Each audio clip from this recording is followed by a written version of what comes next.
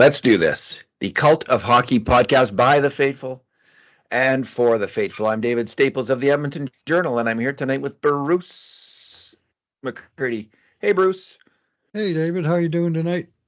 Well, I got my annual cold going on.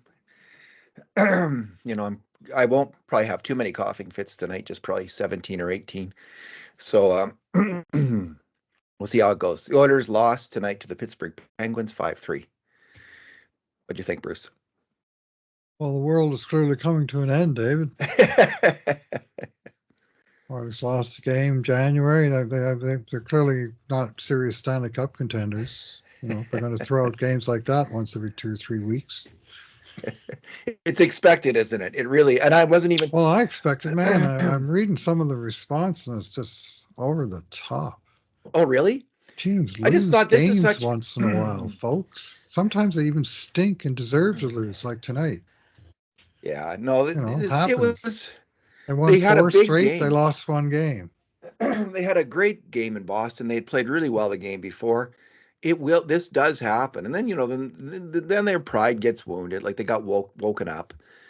A Leviathan awakes, and they make a game of it, and it's kind of exciting in the last 2 periods. Honestly, like the first period was such a joke, but then they came on, and so I was entertained somewhat.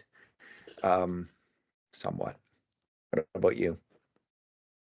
I sort of had it filed in the L column like 10 minutes into the first period, to be honest, David. And they made it 5-3, but the third period, the shots say one thing, but I didn't think that the push was really there for a whole lot of the period.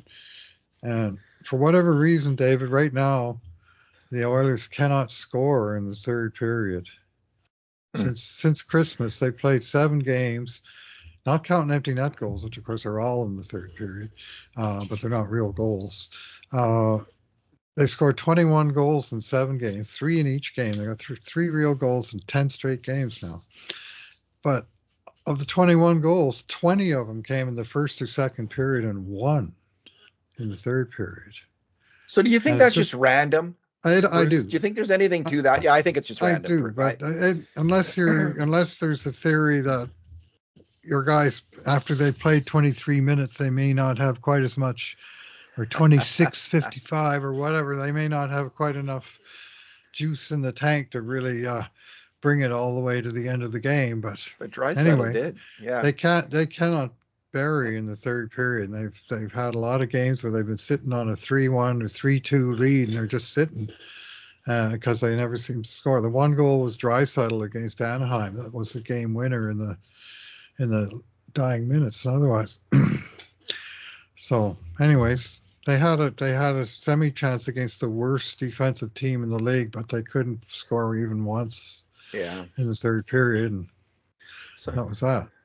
Sometimes announcers give like information about small sample sizes of goal, like this team does this in the period, and this team. I always think this is just all meaningless. Generally speaking, there could be some exceptions to that rule, but to me, the rule is on goals, team trends within periods. I don't put a lot of weight in it.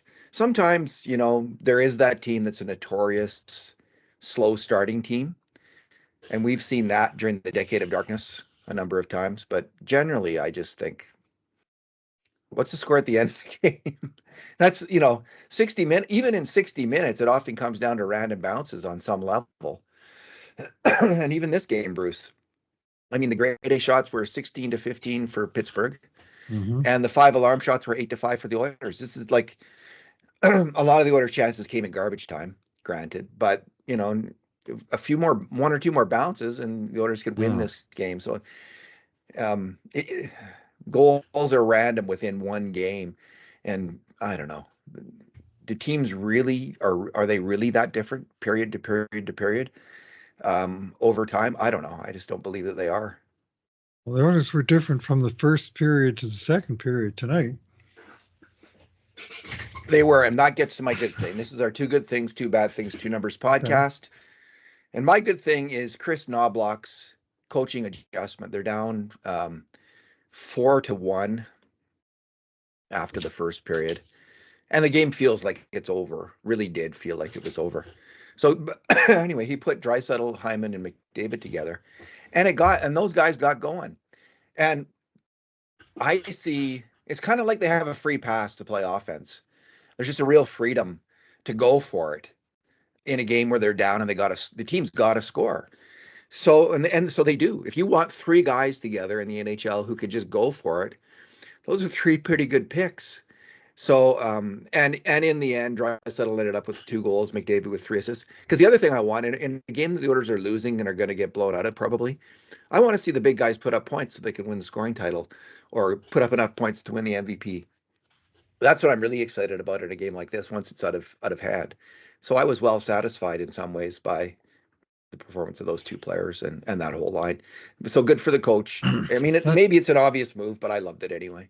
It happened even earlier than that, David, because when they scored at 12:33 of the first period, it was Draisaitl from Hyman and McDavid. So halfway through the first period and down 3-0, and he was already going to his go-to move. Might as well. Of what to do when you're in trouble. Put Leon and Connor together. I didn't get the sense that they were ever going to score any other way in this game. As my old journal colleague Jim Farrell used to say, might as well, can't dance. All right, Bruce. Yeah, your good thing tonight. Yeah, I will go with Leon Draisaitl. And certainly not his greatest game. He too struggled in the first period, and yet here he is pounding in goals number 30 and 31 on the season, when the second place guy in the league, I think, has 23. At least they did coming into tonight. And they had, let me have a look at that now. Goals.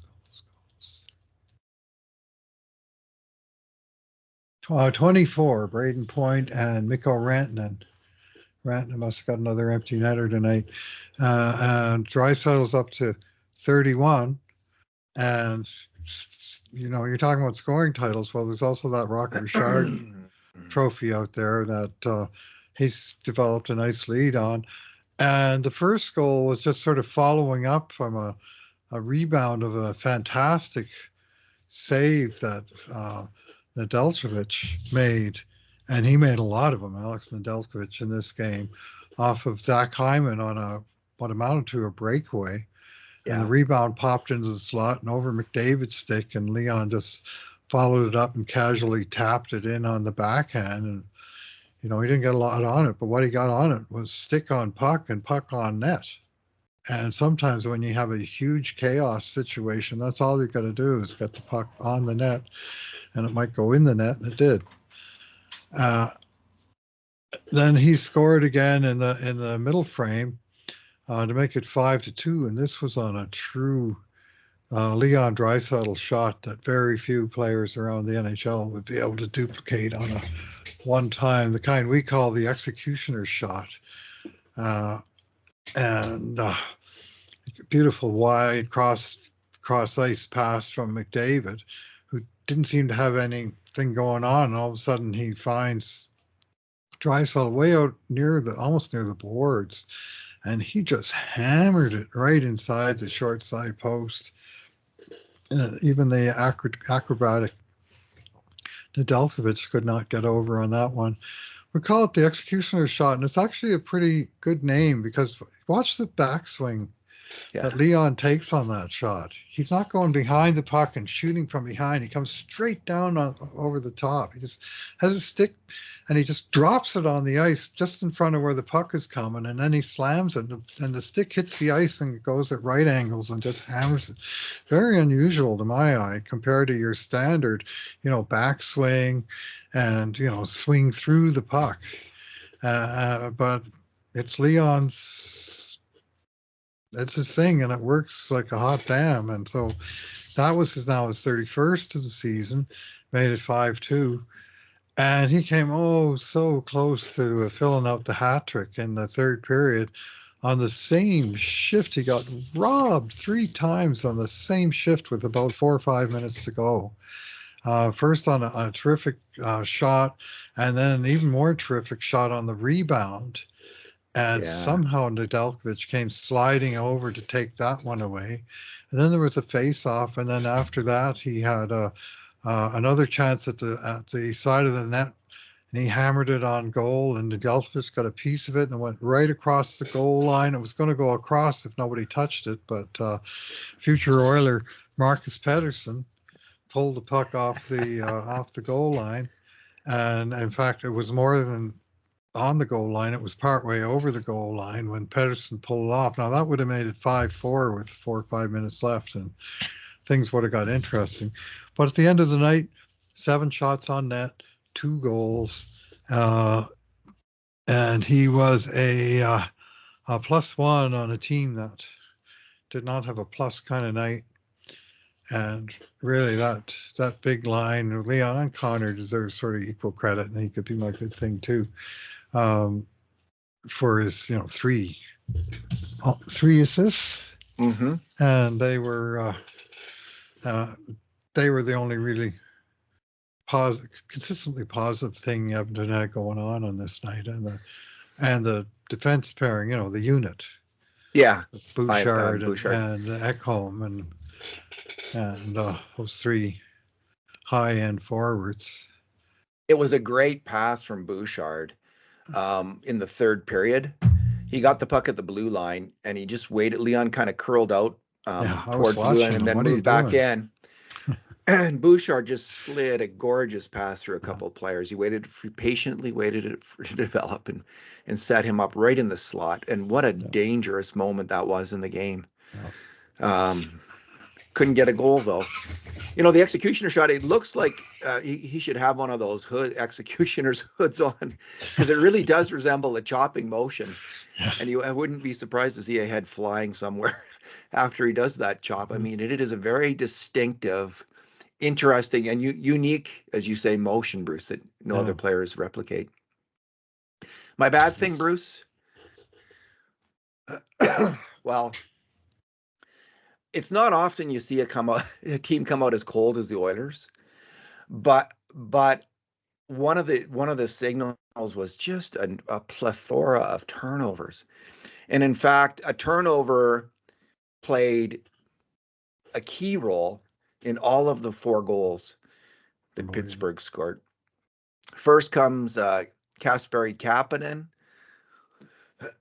starting to have his defensive struggles. Kasperi Kapanen. And he made an ill-advised, kind of chippy, unsafe pass in the neutral zone. The Oilers never really recovered it after that. There was a lot of scrambling going on after that in the own zone, and the Oilers got scored on 3.5 minutes in. Yeah. Then it was Darnell Nurse off a face-off. He lost the puck in the corner. Excuse me, trying to pass it over to Kulak, and he was just slow on the pass. And again, more scramble ensues, and there's a goal. Kulak ends up screening the goalie.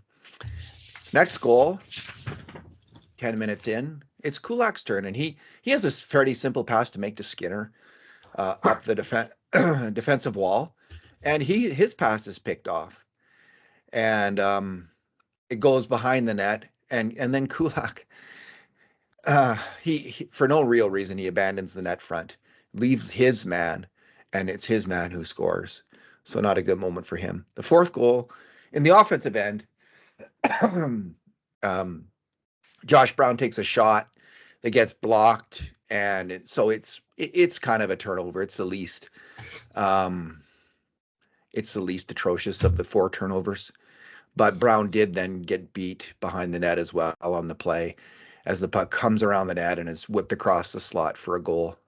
Pittsburgh's 4th goal, and that was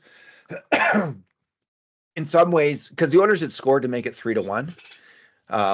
This is when they put, as you say, when they put the McDavid, Hyman, Draisaitl line together, they get a goal. It's a big goal. It's 3-1. You're thinking, okay, maybe we got a game here, but no. About a minute later, Pittsburgh comes back and scores, and then it's just, as far as I'm concerned, it was over at that point. And that 4-1 goal was a killer, and it was in fact the game winner. And when Oilers scored to make it 3-1, there's like 50 minutes left. I'm thinking, this is still a game. And then minute later. And it was skating uphill all night after that. And they never reached the summit.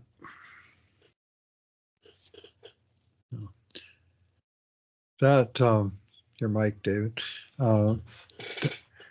That first goal, I mean, it could be my bad thing. And Casper Kapanen turns it over to Sid Crosby in the neutral zone. And that line, they were on the ice in the end, 1 minute and 7 seconds. It was the first shift of the game. And they were stuck in their own end, and they finally got it out. And all they had to do was get it deep and get the hell off the ice. But Kapanen kind of cuffed it across the middle into Crosby. And then you had a tired Edmonton fourth line against the fresh Crosby, Rust, Raquel trio. And, you know, I don't like that matchup ever. My bad thing, you could single out a lot of things. Stu Skinner didn't have a good game. A lot of forwards didn't really bring it tonight. The back end was struggling. You know, I thought this was a game when it got to 2-0 early, as it did. This was one time for the coach, who you complimented early, and rightly so, but I'm going to uncompliment him for leaving his time out in his hip pocket when his team was clearly out to lunch. And I mean, there's only so much you can do with a timeout, but what you can do is sort of stop everything for a minute and a half for your 30-second timeout that you officially get from the league.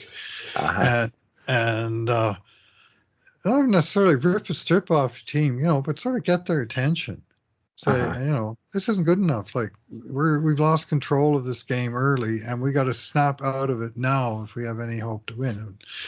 And he unfortunately didn't grab the ball. They made it 3-0 before the second TV timeout, and then didn't call a timeout then. And in the just sort of minute between the third goal and the TV timeout, it was just another fire drill with Oilers just repeatedly coughing up the puck. And I'll admit, David, I was my wife got tied up in an appointment today, so I listened to the first up to 3-1 on the radio. Yeah. And Draisaitl scored his first goal just as I got home, because I watched all the goals later. And it was like Cam Moon was saying, he would name one Oiler, and then it was, he turns it over, and here's Pittsburgh, and here's a shot on goal, and sometimes they have a shot and they score. You know, I mean, it was just like the Oilers didn't seem to even want the puck. It's just like they got it and they coughed it. And so, I mean, that's kind of supporting your bad thing, but it's part of the overall bad thing, which was the team's general performance. They just weren't ready to start this game. And I thought the coach had, you know, he's got one arrow in his quiver in terms of changing the momentum of the game, and, you know, taking a moment. What are you saving it for? I mean, I guess you could say with 36 seconds left, down 5-3, he had a chance to rest his players, and he was saving it for that. Well, I would have liked it better if they'd been down, say, 3-3. Yeah. With 36 seconds left, and then you don't have to use that timeout at that point, you know, because the game was lost way before that. And so a minor wrist slap for the coach, and just one of too many guys on the visitors' bench, either sitting on it or behind it, that did not have a real sharp start to this game and didn't really do anything to switch it up, you know, or not enough anyway. So I used to watch college basketball a long time ago, and I think it was Bobby Knight, the famous and infamous coach of the Indiana Hoosiers, because there's always timeouts are always a bigger thing in basketball. Yes. And when to use them, when not to use them. And I remember, I think it was the Bobby Knight philosophy, never to use them. Like, let the team figure it out themselves. Put the pressure on them to get their internal clock set right, get their head set right, and don't bail them out. Have them bail themselves out. So there was one philosophy. And then there's other coaches who, like, quickly, as soon as the other team scored 6 points, timeout. And other, like, so they were all different successful coaches. And in fact, Knight's approach was the anomaly. Most coaches are much more He wasn't. directive. Like they want to impact the game as if they want to use all the tools they can. They want to impact the game if they can. This is one way they can do it. So I was wondering, I don't know. I didn't have a strong feeling because from watching the Oilers in the first 10 minutes, I didn't think they had a hope in this game, Bruce. They did not have it, and it wasn't even close. So you can be mad about that. I'm not mad. No, I'm not saying you. I'm not thing. saying. I'm not saying you can be. Excuse me. People can be mad because you're saying there's people mad on the internet, but there's always people mad on the internet, of course. But what are they saying anyway? Like, what are the remarks? Stu Skinner is. Oh, Stu. They're blaming Stu. Takes. Oh, jeez. Yeah. The guy who's had a .928 save percentage for the last. Yeah, but he had a tough game tonight, and that just doesn't cut it. If you can't beat Pittsburgh in January, what chance do you have in June? I don't know, David. I don't understand the logic. As a fan, I like to get behind the players, and to a large degree, hang with them when they're having a tough time. Even the good players have bad games once in a while. That happened to Stu tonight. It happened to a few guys tonight. And for one thing, to single out any one guy, that's why I kind of avoided singling out one guy, because this was a team loss. So I singled out the coach. So anyway, there was plenty to criticize in this game, and the goaltending was one of those things. Like Pittsburgh got way better goaltending than Edmonton. Well, yeah. Well, here's the interesting thing. We have our census and so on. Now, natural stat trick. Expected goals in this game. And you might think Edmonton outshot them 43-26 and had all these score effects. This is going to be heavily Edmonton. Not so much. Expected goals for Edmonton 3.4, for Pittsburgh 4.0, including, according to them, 2.3 in the third period when they didn't get any more. Skinner did slam the gate and he stopped a few, Our own numbers would have it at about 4-4 this game. 4-4 this game. Yeah. I mean, it was close. It was a toss-up, but it was garbage again. It was garbage time. I guess if the Oilers had scored in the third, it would have changed significantly, but they didn't. Yeah. They didn't really start.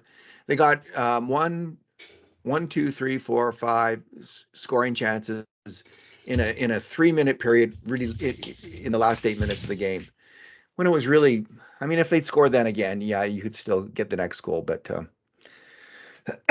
it wasn't, I don't know.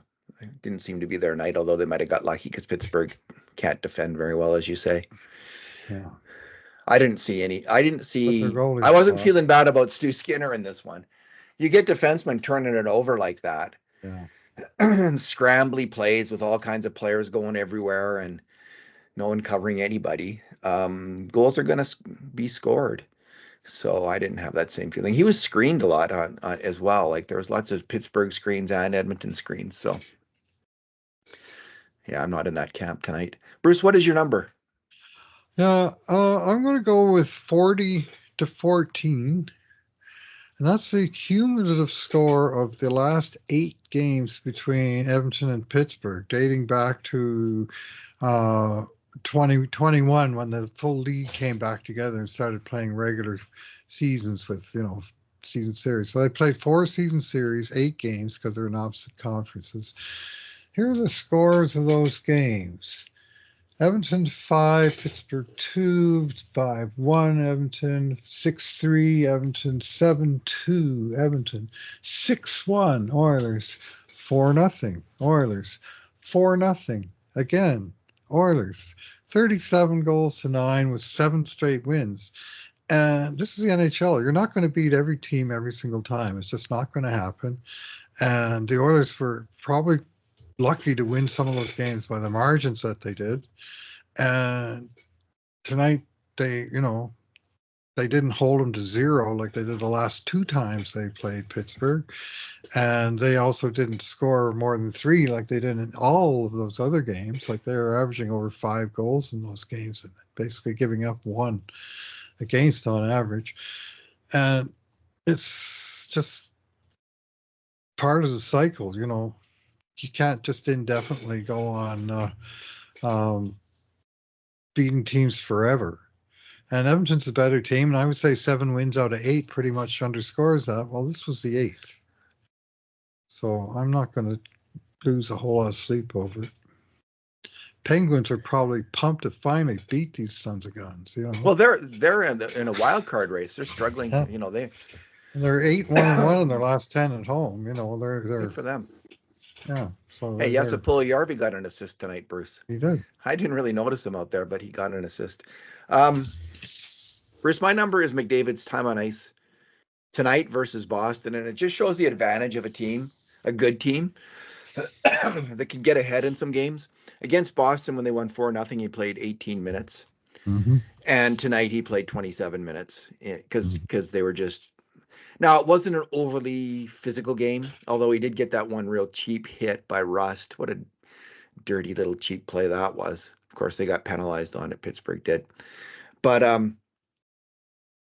if you're on a good team, there's certain advantages you get, and one of them is you're going to have more games where you'd think where you're ahead, and you can rest players. You don't have to play them that much. You don't have to grind them down, and hopefully the Oilers will have many more in the like a couple more like that in the next few weeks, because this is a brutal schedule right now. Yeah, and the cumulative time that McDavid's going to get on ice is going to weigh on him. And Draisaitl was, I think, over 27 minutes tonight. So 27-20. That's a gargantuan amount for a forward. So that can have an impact. So it's not great. They were trying to win this game and come back into the game. So these guys got heavy ice time. But nice to see them in Boston at least have such a good game when you could then play other players and limit McDavid's time in that game. Yeah, 4 guys over 26 minutes tonight, so we'll see what kind of a toll that takes in Chicago on Saturday, and then they're back home in Monday at home against the King. Next week is wicked. 4 real strong teams in 6 days. Wow. And that's where you might kind of wish that you hadn't gone quite so pedal to the metal in Pittsburgh. In a game that was seemingly lost in the first 10 minutes, and they spent the rest of it pedal to the metal. But so it is. Do you know, David, that this is the second anniversary? 2 years ago today was the last time the Oilers lost a game in regulation in January. Last year they went 11-0, and in